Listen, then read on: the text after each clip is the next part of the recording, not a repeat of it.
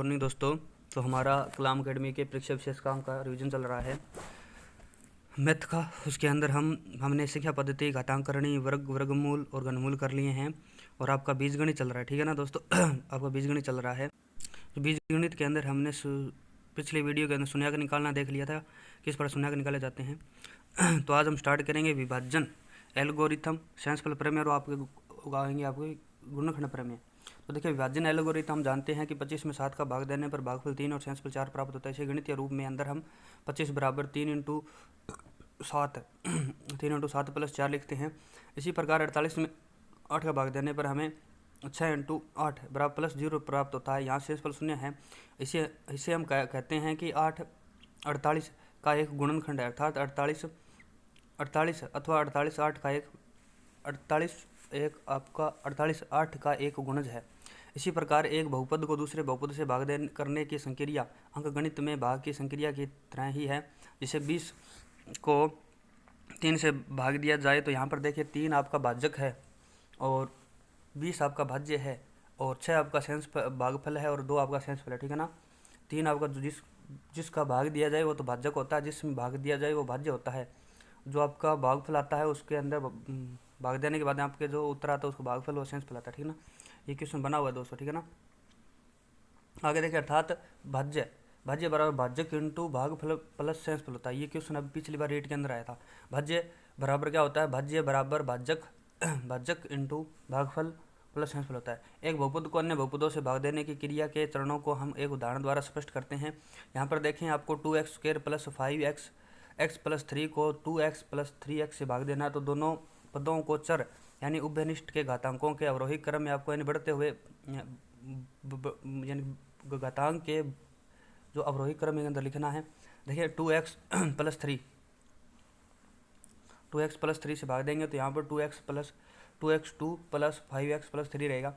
इस प्रकार यानी कि भाज्य से पहले पद को भाजक के पहले पद से भाग दीजिए, भागफल का पहला पद प्राप्त होता है। यहाँ पर हम देखें तो इसके अंदर देखें 2x के अंदर हम किस से गुणा करें कि हमें 2x² प्राप्त हो जाए। तो हम x से गुणा करेंगे तो आपको 2x² प्राप्त हो जाएगा दोस्तों, ठीक है ना। उसके बाद हम देखें, भाजक के प्रत्येक पद को भागफल के प्रथम पद से गुणा कीजिए और परिणाम को भाज्य से घटा दीजिए।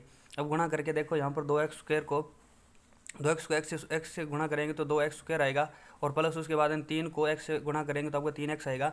उसके बाद में हम इनको घटा देते हैं। घटाने के बाद में देखें, ऊपर प्लस है नीचे माइनस है, 2x² तो आपका कट जाएगा और जो ऊपर प्लस है नीचे माइनस है तो 5x में से -3 गए तो आपके 2x बचेंगे, ऊपर वैसे 3 उतार लिया हमने, ठीक है ना। उसके बाद परिणाम के प्रथम पद को भाज्य के प्रथम पद से भाग दीजिए तथा परिणाम को भागफल के रूप में पद के रूप में लिखिए। उसके बाद भाज्य के प्रत्येक पद को भागफल के दूसरे पद से गुणा कीजिए तथा चरण 4 के भाज्य में से घटाइए। और यहाँ पर देखिए, यहाँ पर अब क्या करेंगे, हम 2x प्लस 3 को हम किससे गुणा करेंगे कि 2x प्लस 3 प्राप्त हो जाए। तो 2x प्लस 3 को हम प्लस 1 से गुणा करेंगे तो हमें 2x प्लस 3 हो जाएगा। तो 2x और 2x दोनों प्लस के हैं, घटाएंगे तो आपको दोस्तों 2x में से जाएगा तो 0 बचेगा और प्लस 3 से -3 घटाएंगे तो आपको दोस्तों आपका 0 बचेगा, ठीक है ना। चरण 4 और 5 को दोहराते रहिए तो जब तक कि या तो शेषफल 0 हो जाए या चर की घात भाज्य की घात से कम हो जाए। उपरोक्त उदाहरण में हमें भागफल x प्लस 1 तथा शेषफल 0 प्राप्त होता है। इसी प्रकार देखें, शेषफल प्रमेय कैसे काम करती है। मान लीजिए px 1 या 1 से अधिक घात वाला कोई बहुपद है और मान लीजिए a कोई वास्तविक संख्या है। यदि px जो आपकी बहुपद है को रेखीय बहुपद यानी x माइनस a से विभाजित किया जाता है तो शेषफल आपका pa यानी कि आपका 0 आता है, ठीक है ना। अब वो आपका विभाजित करने के बाद शेषफल आपका pa होता है। यदि बहुपद 2x4 plus ax3 plus 75a को x से विभाजित करने पर शेष आपका 150 आता है तो a का मान ज्ञात कीजिए। यहाँ पर देखें, आपको शेषफल आपका 150 आता है तो आपको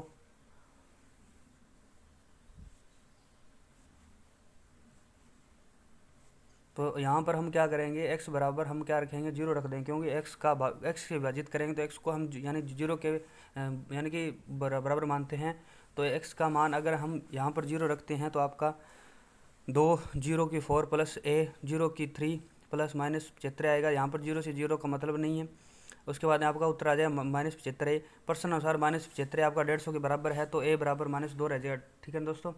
उसी प्रकार हम देखें यहाँ पर x4+1 में क्या जोड़ा जाए कि x+1 से पूर्ण विभाजित हो जाए, तो x+1 बराबर हम क्या रखेंगे, आपका 0 रखेंगे और x बराबर -1 रखेंगे, तो x+4 देखें -x जो x की जगह हम -1 रखेंगे तो -x की 4+1 आ जाएगा। तो यहाँ पर माइनस आपका यानी जो घात सम है तो ये प्लस बन जाएगा, 1+1 यानी कि 2 हो जाएगा। हम जानते हैं कि पूर्णतः विभाजित की स्थिति की में शेषफल शून्य होना चाहिए, अतः शेषफल 2 को शून्य करने के लिए -2 जोड़ा जाना चाहिए। ठीक है। शेषफल ज्ञात कीजिए जब x4 -4x² plus x³ plus 2x को x-1 से विभाजित किया जाता है। तो इसके अंदर विभाजित करेंगे तो यहाँ पर x-1 का शून्यांक हम क्या रखेंगे दोस्तों, 0 रखेंगे, तो x बराबर आपका 1 आ जाएगा। जब ये 1 को हम इस समीकरण के अंदर रखते हैं तो आपका दोस्तों 1 - 4 यानी शेषफल आपका 1 आता है। ठीक है। यदि x-5 को x³ -3x² प्लस -ax बराबर -1 का आपका गुणनखंड है, तो a का मान ज्ञात कीजिए। तो x-5 आपका इसका एक गुणनखंड है, तो x5 यानी बराबर 0 रहेगा। ठीक है दोस्तों। x5 बराबर 0, तो यहाँ पर p5 यानी x का मान हम क्या रखेंगे, आपका 5 रखेंगे, तो आपका x का 5 की क्यूब -3 5 5 की स्क्वायर इंटू a इंटू 5 - 10 बराबर 0। तो यहाँ पर आपका आंसर रहेगा दोस्तों 5 की क्यूब -3 5 की स्क्वायर प्लस a 5 - 10 बराबर 0। ठीक है ना। a बराबर आपका दोस्तों आ जाएगा -8। यदि x - 1 को 4x³ plus 3x² plus 4x plus k का एक गुणनखंड है, तो k का मान ज्ञात करना है। तो हम क्या करेंगे, यहाँ पर x बराबर -1 है तो इसको शून्यांक लिखेंगे। ठीक है ना। तो यहाँ पर आपका 4x³ plus 3x² minus 4x plus k तथा g x बराबर x-1 px और gx का गुणक केवल तभी होता है जब px को gx से भाग देने पर शेषफल शून्य प्राप्त होता है। अतः हम gx बराबर यानी x-1 बराबर 0, यहाँ पर x बराबर 1 आ जाएगा। 1 का मान अभी समीकरण के अंदर रखेंगे तो दोस्तों आपका आएगा k बराबर -3 आ जाएगा। a के किस मान के लिए बहुपद आपका x-1 द्वारा भाग दिया जाता है तो समान शेषफल रहता है। तो यहाँ पर आपकी p1x आपका पहला बहुपद है, ये दूसरा बहुपद है 3x³ वाला सेकंड बहुपद। x-1 का शून्यांक देखें तो x-1 का शून्यांक दोस्तों रहेगा आपका x बराबर 1 रहेगा। तो यानी कि x बराबर 1 के अंदर अगर हम यानी कि जो बहुपद फर्स्ट के अंदर a का यानी x का मान 1 रखते हैं तो आपका शेषफल ये प्राप्त होता है। ठीक है ना, -5 - a। और अगर हम सेकंड बहुपद के अंदर x का मान 1 रखते हैं तो आपको 2 + a शेषफल प्राप्त होता है। तो प्रश्न अनुसार p1 p2 का शेषफल बराबर हैं, अर्थात 5a बराबर 2 + a। तो यहाँ पर आपका ये दोनों बराबर हैं, तो 3 बराबर 2 a बराबर 3/2 आएगा। ठीक है ना। इसी प्रकार ये दोस्तों आपके अभ्यास के प्रश्न है जो आपको करने हैं। ये हम अभ्यास के प्रश्न नहीं करेंगे, आपका थ्योरी और नॉर्मल सामान्य जो एग्जाम यानी कि जितने भी एग्जाम्पल बने उदाहरण बने उनको देख रहे हैं। ज़्यादा अगर एग्जाम्पल करने लगे तो टाइम ज़्यादा लगेगा। इसके बाद देखिए द्विघाती समीकरण। देखिए द्विघाती वह समीकरण जिसमें चर राशि की द्विघाती समीकरण जिसमें चर राशि की उच्चतम घात 2 हो द्विघाती समीकरण कहलाती है। द्विघाती समीकरण का व्यापक रूप ax² plus bx plus c बराबर 0 रहेगा। यहाँ द्विघाती समीकरण के लिए ax² plus bx plus c बराबर 0 है तो इसके दो मूल होते हैं अल्फा और बीटा। मूलों का योग x प्लस बीटा बराबर होता है -b बटा a रहेगा दोस्तों। ठीक है ना। x प्लस b का मान -b बटा a और मूलों का योग यानी कि अल्फा इंटू बीटा बराबर रहेगा c बटा a। ठीक है ना।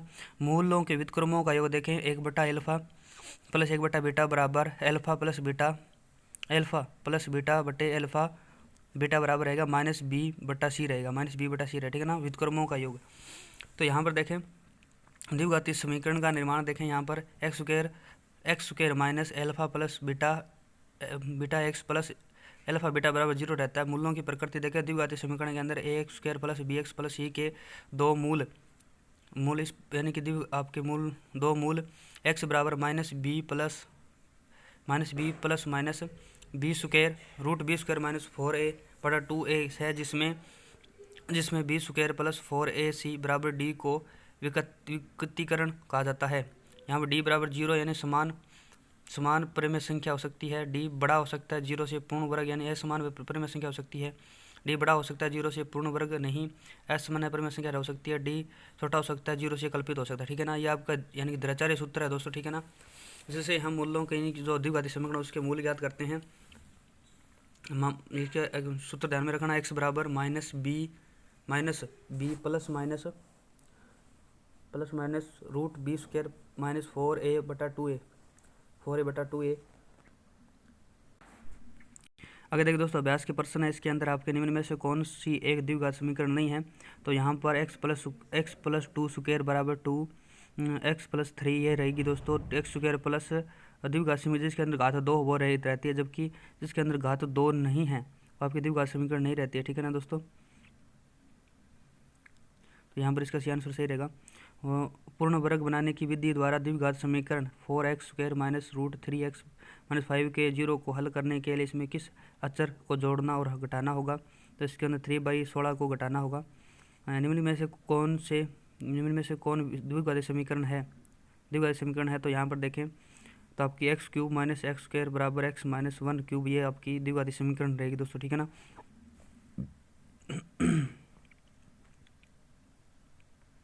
निम्न में से कौन सी द्विघाती समीकरण नहीं है। तो आपकी द्विघाती समीकरण नहीं है तो 2x minus 1 square plus 4x minus 2x plus 1 2x minus x square बराबर x स्क्वायर प्लस 5 और 2 रूट x प्लस ये सी नंबर आपकी दोस्त नहीं रहेगी, जबकि ये आपकी ये रहेगी। ठीक है ना, इस प्रकार से आपको इसके एग्जाम्पल करने हैं।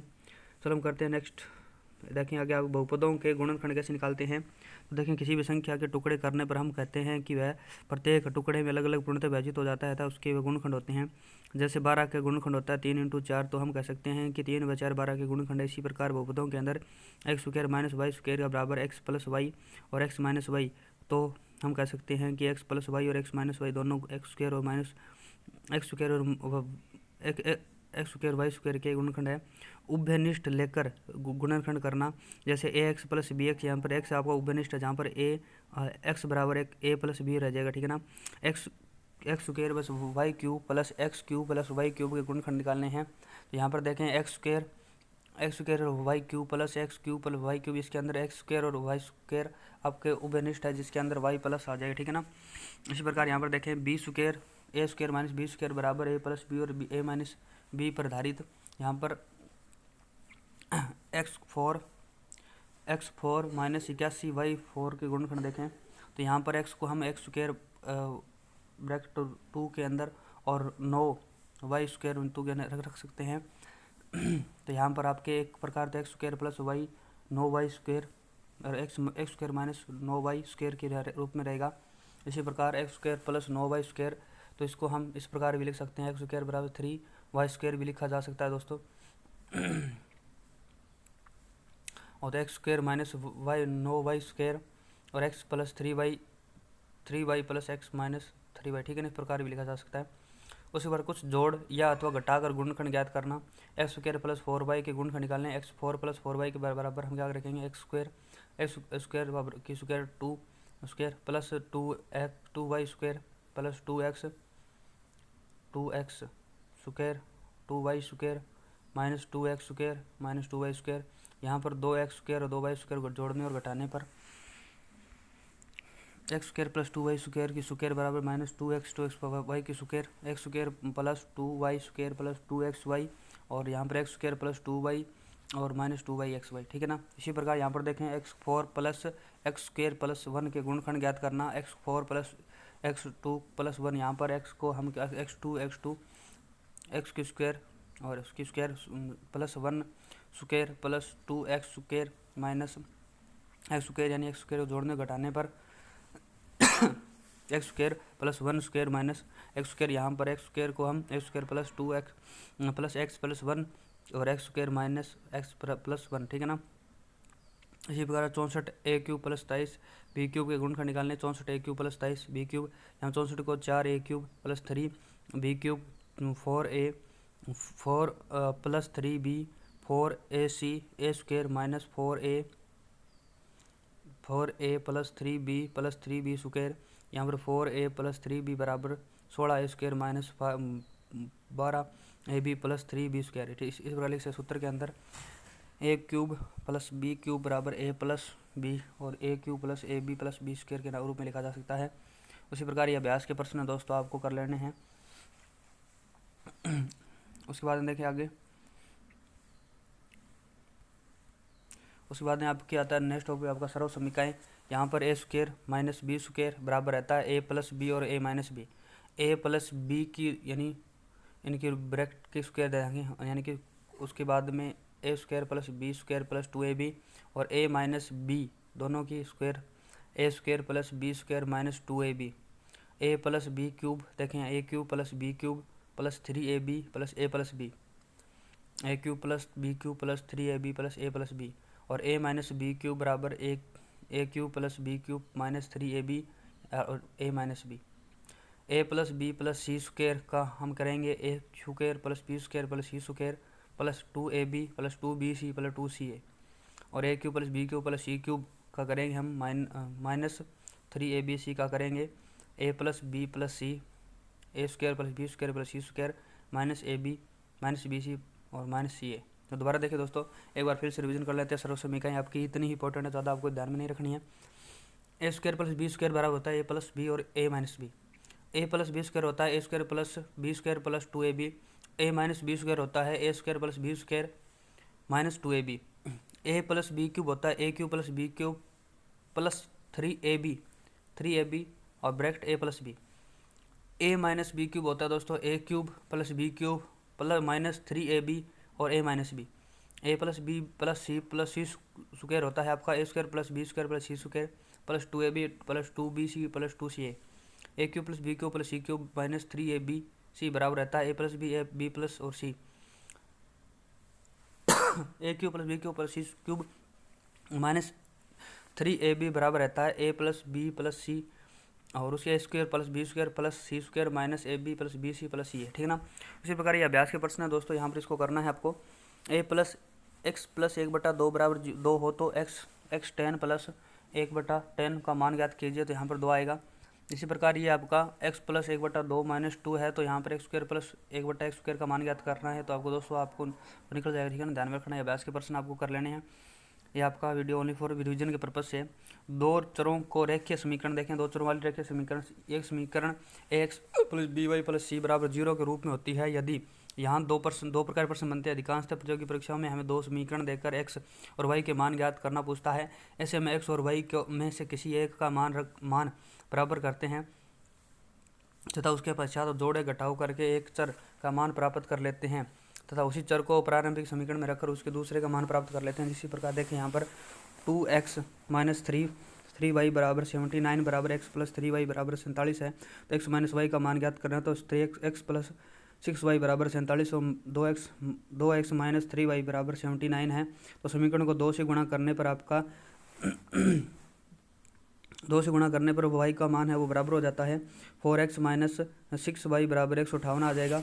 और समीकरण 3 व 1 को जोड़ने पर 3 व 1 को जोड़ेंगे तो आपका x + 3y + 4x - 6y बराबर 47 + 158 आएगा। तो x बराबर आपका 205 आ जाएगा और x बराबर 205/5 यानी कि 41 आ जाएगा।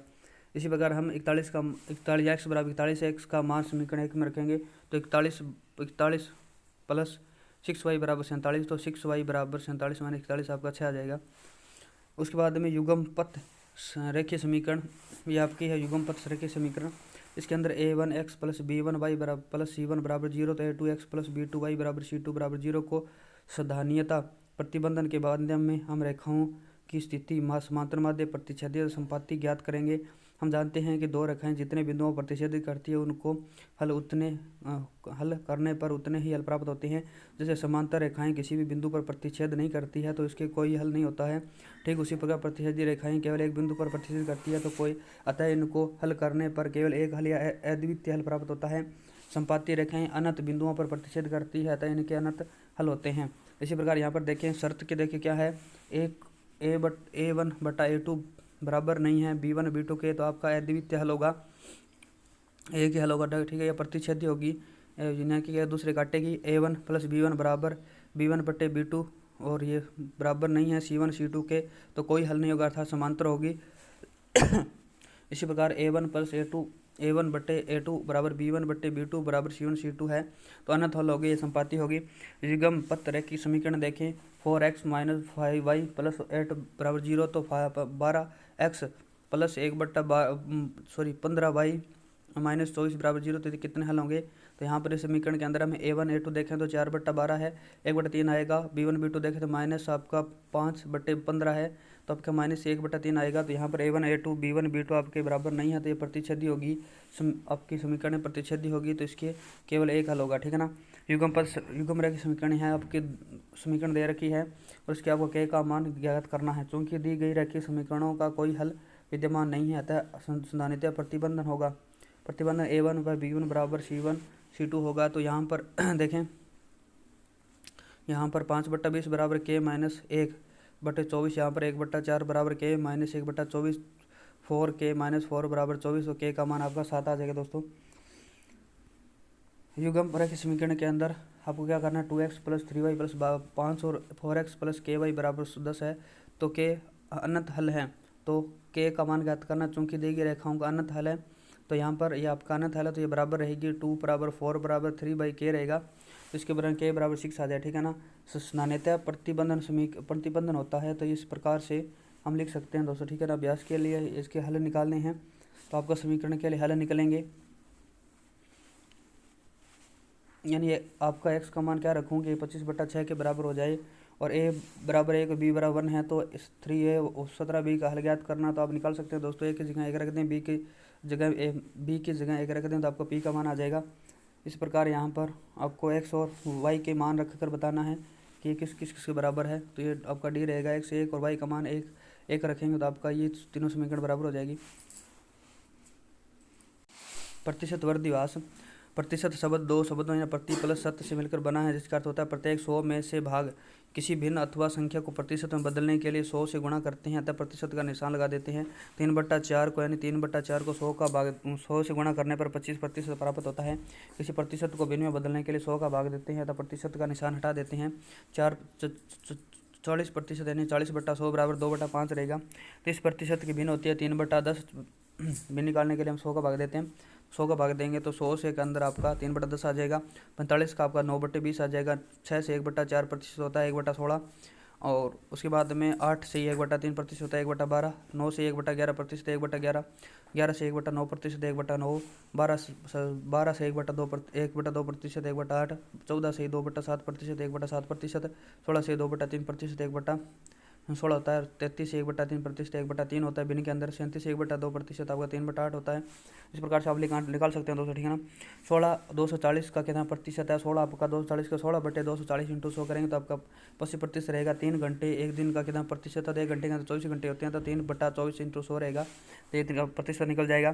किन्हीं दो संख्याएं की तीसरी संख्या से क्रम से 30% हो तो 37% कम है, तो दूसरी संख्या पहली संख्या से कितने प्रतिशत कम है, तो यहाँ पर तीसरी संख्या को 100 मान लेते हैं, दूसरी संख्या उसकी 30%, यानी कि पहली संख्या उसकी 30% है और दूसरी संख्या उसकी 37% कम है, तो उसको माइनस करके हम लिख देंगे। दूसरी संख्या पहले से 7 कम है, तो 7 कम है, तो इसके अंदर इसका प्रतिशत कितना रहेगा, 7/70 इंटू 100 रहेगा, यानी 10% निकाल देंगे। इस प्रकार से दोस्तों आपके ये प्रतिशत वाले आ जाएंगे।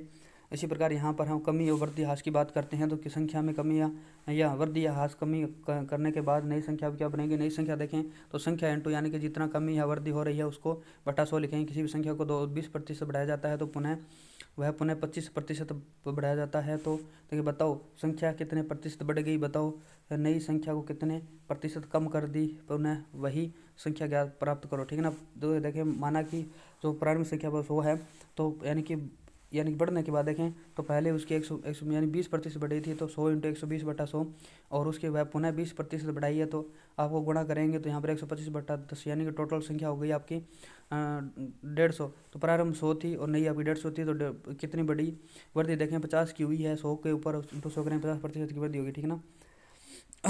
तो पहले 100 थी, नई और 150 बन गई, तो नई को कम करेंगे तो 50 बटा, यानी कि कितना 50/100 इंटू 100%, यानी कि कितना कम करेंगे तो 33 1/3% कम करेंगे।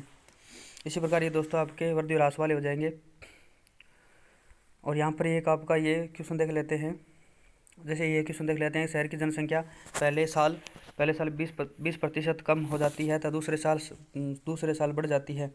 20% कम हो जाए दूसरे साल बढ़ जाती है, तीसरे साल 20% बढ़ जाती है तो 8,880 को 84,480 हो जाती है। तो प्रारंभ में शहर की जनसंख्या कितनी थी? माना कि प्रारंभ में जनसंख्या अभी x थी, x के पहले 20% कम हुई, उसके बाद में आपको क्या 20% कम हुई तो 80/100, उसके बाद में आपकी 10% बढ़ी, दूसरे साल बढ़ जाती है, बढ़ जाती है तो यानी 110/100 यानी दूसरे साल 10% बढ़ी, इसके अंदर स्प्लिटिंग आ गई दूसरी, ठीक ना।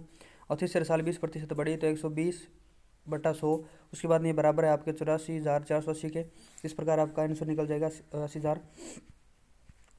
एक बार ये अनुपात वाला कर लेते हैं। एक शहर की जनसंख्या 96,000 है, यदि पुरुषों की संख्या 54% बढ़ जाए तो महिलाओं की जनसंख्या 30% बढ़ जाए तो कुल शहर की कुल जनसंख्या 40% बढ़ जाएगी तो शहर में पुरुषों की जनसंख्या ज्ञात कीजिए। तो यहाँ पर देखें, पुरुषों की जनसंख्या 54% की बढ़ दी 154 हो जाएगा, महिलाओं की 30% बढ़ दी 130 हो जाएगा।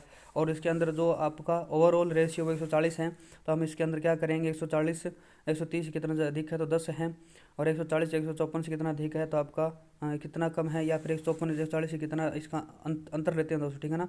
अंतर इसका 14 है, तो इसका हम अनुपात में बांटेंगे तो 5:7 आएगा, तो यानी कि 12 टोटल आपका अनुपात आएगा 12। 12 अनुपात आपका 96,000 के बराबर है, एक अनुपात आपका 8,000 के बराबर है, तो 5 अनुपात आपका 200 रहेगा।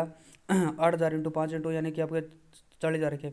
इसी प्रकार ये एक क्वेश्चन और देख लेते हैं। किसी संख्या को 3/5 से गुणा करना था किंतु गलती से 3/5 से गुणा कर दिया जाता है तो होने वाली त्रुटि या प्रतिशत ज्ञात कीजिए। तो माना की संख्या मान लो 15 है, तो इसको हमने 5/3 से गुणा करना था, लेकिन 3/5 से कर दिया। इसको हम 3/3 × 5 से गुणा करेंगे तो आपका 15 × 5/3 आएगा, ठीक है ना।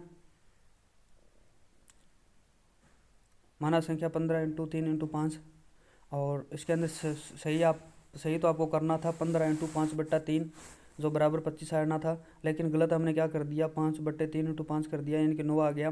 त्रुटि देखें 25 में 25 - 9 करेंगे तो 16 की त्रुटि होगी। 16 की त्रुटि कितने पे हुई है तो 25 पे हुई है, तो 100 निकालें तो 100% आ जाएगा। नोट परसेंट जब एक ही प्रतिशत दिया गया होता था, वृद्धि देकर कमी पूछी जाए अथवा कमी देकर वृद्धि पूछी जाए तो हम क्या करेंगे उत्तर के अंदर, तो जैसे में उत्तर हम x/100 plus x plus x कर देंगे, ठीक है ना। और 100 देखें। इसी प्रकार देखें, त्रिभुज के आधार को 20% कम किया जाए, उसकी ऊंचाई को कितनी प्रतिशत बढ़ा दें कि उसकी क्षेत्रफल पर कोई प्रभाव ना पड़े। तो देखें कम किया जाता है तो आपको क्या करना है, ऊपर आपका जितना कम लिखा है उसको जितना प्रतिशत कम किया उसको 20, उसको 100 से हम प्लस माइनस कर देंगे। 100 - 20 इंटू आपको क्या करना 100 कर देना है, तो आपको 20/80 बराबर 100 आ जाएगा। 25% के अगर हम यहाँ पर 25% इसकी लंबाई ऊंचाई भी बढ़ा दें तो उसके क्षेत्रफल पर कोई प्रभाव नहीं पड़ेगा। किसी परीक्षा के पास होने के लिए 40% अंकों की आवश्यकता है, एक विद्यार्थी 305 अंक लाता है, वह 15 अंकों से फेल हो जाता है, तो पूर्णांक ज्ञात कीजिए। तो यहाँ पर देखें 40% आपका बराबर है 305 + 15 के, 40% हो गया आपका 320, 1% हो गया 8 के, और 100% हो गया 800 के। इस प्रकार से आपके दोस्तों ये क्वेश्चन आपके निकल जाएंगे। इसके अंदर ज़्यादा दिक्कत आने वाले नहीं है। आगे देखिए दोस्तों, आगे आपका टॉपिक रहेगा, आगे आपका लाभ और हानि। लाभ हानि के अंदर हम बेसिक देखेंगे, इसके अंदर ज़्यादा आपको क्वेश्चन नहीं करूँगा, आपको वैसे आ रहे हैं। देखिए जो क्रय यानी सीपी होता है, किसी वस्तु के खरीदने की दर उस वस्तु का क्रय मूल्य कहलाती है, ठीक है ना। और विक्रय मूल्य किसी वस्तु को बेचने की दर उस वस्तु का विक्रय मूल्य कहलाती है। लाभ देखें, किसी वस्तु को कम मूल्य पर खरीद कर अधिक मूल्य पर बेचना है तो आपके जितने अधिक मूल्य पर बेचता है उसका लाभ होता है। जैसे विक्रय मूल्य अधिक है आपके क्रय मूल्य से तो लाभ होगा। लाभ यानी विक्रय मूल्य माइनस क्रय मूल्य होता है, विक्रय मूल्य बराबर क्रय मूल्य प्लस लाभ होता है, और जो क्रय मूल्य बराबर होता है विक्रय मूल्य माइनस लाभ होता है, ठीक है ना। हानि क्या होती है, किसी वस्तु को अधिक मूल्य में खरीद कर कम रुपये में बेचने पर नुकसान होता है, उसे हानि कहते हैं। यानी क्रय मूल्य आपका अधिक और विक्रय मूल्य आपका 200 कम है, तो यहाँ पर देख हानि क्या होगी, क्रय मूल्य माइनस विक्रय मूल्य रहेगा। विक्रय मूल्य बराबर क्रय मूल्य माइनस हानि रहेगी, विक्रय मूल्य आपका क्रय मूल्य माइनस हानि रहेगी, और क्रय मूल्य आपका विक्रय मूल्य प्लस हानि रहेगा, ठीक है ना। लाभ हो या हानि दोनों ही सदैव क्रय मूल्य पर होते हैं, अर्थात आपका लाभ व हानि प्रतिशत बटा क्रय मूल्य इंटू 100 रहेगा। विक्रय मूल्य के अंदर क्या करेंगे, क्रय मूल्य इंटू लाभ प्रतिशत यानी कितना है इंटू 100 करेंगे, और विक्रय मूल्य आपका क्या करेंगे, विक्रय मूल्य 100 बटा यानी कि लाभ हानि करेंगे, ठीक है ना। 100 विक्रय मूल्य के अंदर क्या करते हैं आपका 100 बटे विक्रय मूल्य इंटू 100 बटा, यानी कि अगर आपको विक्रय मूल्य निकालना है तो क्रय मूल्य दे रखा है तो आपको 100 प्लस लाभ या प्रतिशत निकाल लेते हैं, और क्रय मूल्य अगर आपको निकालना है विक्रय मूल्य दे रखा है तो जितना लाभ हानि हो रही है उसको नीचे उसके अंदर 100 बटा 100 प्लस माइनस लाभ हानि से आपको क्या करना है उसको निकालें। इस प्रकार से आपका आंसर हो जाएगा। इसके अंदर हम उदाहरणें देखेंगे, आप सभी को आ रहे हैं दोस्तों, ये ज़्यादा रिविजन के पर्पज से वीडियो बन रहा है। तो देखते हैं नेक्स्ट टॉपिक। इसके अंदर दोस्तों ये आपका एक टाइप देख लेते हैं। एक बेईमान दुकान किसी वस्तु को क्रय मूल्य पर बेचने का दावा करता है, 500 ग्राम के स्थान पर 400 ग्राम ही तोलता है, तो होने वाला लाभ प्रतिशत बताना है। तो यानी कि 500 के ऊपर वह सीपी तो उसका 400 है और आपका एसपी उसका 500 है, यानी कि लाभ देखें तो 100 का लाभ हो रहा है, 400 पर लाभ हो रहा है 100% यानी कि 25% आ जाएगा। इसी प्रकार ये टाइप 11 है, किसी वस्तु किन्हीं दो वस्तुओं में प्रत्येक को 960 रुपये से बेचने पर एक पर 20% लाभ, दूसरे पर 20% हानि होती है, तो बताओ पूरे सौदे में कितने प्रतिशत लाभ हानि हुआ। तो देखें किसी दो वस्तुओं को विक्रय मूल्य बेचने पर x का लाभ तथा दूसरे पर x की हानि होती है, तो कुल पर सदैव x² बट्टा 100% हानि होती है। हानि देखें आपकी यानी कि 20% का लाभ हानि हो रही है, तो 20 का स्क्वायर बटा 100 इंटू 4% यानी कुल विक्रय मूल्य आपका 96% है, यानी कि 960 इंटू 2 करेंगे, 960 इंटू 2 करेंगे तो आपका 1% आएगा दोस्तों। 20 के तो 4% आएगा 280 के, ठीक है ना। इस प्रकार ये आपका लास्ट 12 नंबर टाइप है। ललित ने दो वस्तुएं 11,700 रुपये में खरीदी था, इनमें से एक उसने 8% पर बेचा तथा दूसरे को 15% पर बेचा हो, तो दोनों का विक्रय मूल्य समान प्राप्त हुआ, तो 8% की हानि पर बेची गई वस्तु का क्रय मूल्य ज्ञात करना है। तो इस प्रकार से आप निकाल सकते हैं दोस्तों। x को 92 बट्टा 100 इंटू x बराबर 115 बटे 100 x प्लस 4x प्लस 5, इस प्रकार से आपका ये आंसर रह जाएगा, ठीक है ना। ये ज़्यादा हार्ड नहीं, इसके टेंशन मत लेना। आगे आपका टॉपिक है दोस्तों साधारण ब्याज। इसके अंदर हम ओनली फॉर फॉलो मनी देखेंगे और इसके साधारण ब्याज निकालना आपको आता है। देखें, जब कोई व्यक्ति किसी अन्य व्यक्ति अथवा बैंक में रुपया उधार देता है तो उसे दूसरे व्यक्ति या बैंक का धन प्रयोग करने के लिए जो किराया देना पड़ता है उसे ब्याज कहते हैं। उधार दिए गए धन को मूलधन या प्लस तथा ब्याज के योग को मिश्र धन कहते हैं। मिश्र धन होता है मूलधन प्लस ब्याज होता है, मिश्र धन माइनस मूलधन आपका ब्याज रहता है, मूलधन बराबर मिश्र धन माइनस ब्याज रहता है। साधारण ब्याज की बात करें, मूलधन इंटू दर इंटू आपका समय रहता है। परीक्षा में साधारण ब्याज का सूत्र पूछने पर यही हमारा उत्तर होगा। आगे तो हम अध्ययन करके हम उसमें दर प्रतिशत में होगा। अतः आपका अगर आपको परीक्षा के अंदर अगर आपको सूत्र पूछे साधारण ब्याज का तो आपका मूलधन इंटू समय इंटू दर रहेगा, ठीक है ना। ये आपको सूत्र बताना है। अगर आपको आगे तो हम उसकी जो दर है उसका प्रतिशत निकालते हैं, ठीक है ना। अगर देखिए साधारण ब्याज की बात करें, मूलधन इंटू समय इंटू दर बटा 100, तो यहाँ पर जो आपका साधारण ब्याज इंटू 100 मूलधन इंटू दर निकल जाएगी। दर निकालनी है तो इसके अंदर आपका साधारण ब्याज इंटू 100 इंटू मूलधन इंटू दर हो जाएगी। समय निकालना है तो साधारण ब्याज इंटू 100 बटे मूलधन इंटू दर हो जाएगा, और मूलधन निकालना है तो साधारण ब्याज इंटू 100 बटे दर इंटू समय हो जाएगा, ठीक है ना। इस प्रकार से आपका ये आपको 8,000 रुपये के 15% वार्षिक ब्याज की दर से 2 वर्ष और 4 माह में कितनी हो जाएगी, तो आपकी 10,800 रुपये हो जाएगी, ठीक है ना। इस प्रकार से आपका ये दोस्तों रह जाएगा, आप निकाल लेना। इसके अंदर आपके जो क्वेश्चन आपको थोड़े से अधिक हार्ड लग रहे हैं वो एकदम आपको क्वेश्चन मैं अभी करवा दूंगा, नॉर्मल आपके क्वेश्चन आएंगे इसके अंदर। अगर देखिए दोस्तों चक्रवर्ती की परिभाषा बात करते हैं। चक्रवर्ती ब्याज एक ऐसा ब्याज होता है जो हम प्रथम वर्ष 2 मूल राशि पर ब्याज लगाते हैं, किंतु अगले समय में वो ब्याज मूल राशि से शामिल कर लेते हैं, तो ब्याज पर भी ब्याज लगाना प्रारंभ हो जाता है। 100 रुपये यानी कि 100 रुपये के अंदर आपकी राशि 10% वार्षिक ब्याज चक्रवर्ती ब्याज की दर से एक वर्ष में 110 रुपये हो जाती है, तो दूसरे वर्ष में 110 का 10% अर्थात 11 रुपये ब्याज प्राप्त होता है, तो वह राशि 121 रुपये हो जाती है। तो मिश्र धन की बात करें, मूलधन इंटू 100 प्लस दर बट्टा 100, यहाँ पर समय आपका रहेगा।